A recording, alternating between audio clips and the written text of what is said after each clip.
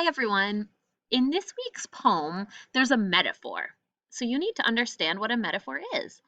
A metaphor is a comparison which is not literally true.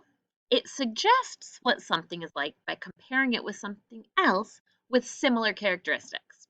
So for example, saying my brother's a pig or my brother's a piglet, he's not really a pig. Your brother's a human. But you're saying he's like the pig because maybe he's messy or plays in the mud or eats like a pig. Here's another example of what it's not. A simile is when you use the word like or as. So if you said, my brother's as greedy as a pig or dirty as a pig, that would be a simile. But a metaphor is when you just say it is, like my brother is a pig. These are some examples of metaphors that we hear every day without thinking about it. The foot of the hill.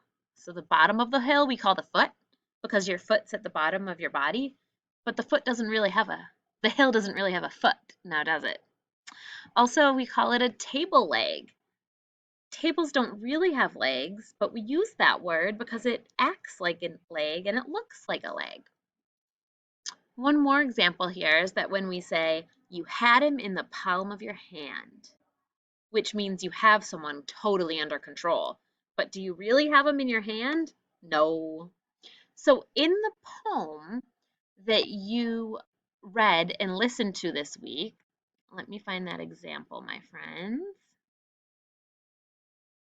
Here it is. Okay, in this poem, the line right here says, we're all ripples in a pond, spreading out from a stone they threw.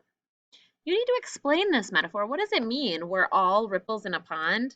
We're not really ripples in a pond, we're people. What does this poet mean? Who is they? The stone they threw? They didn't, who threw a stone?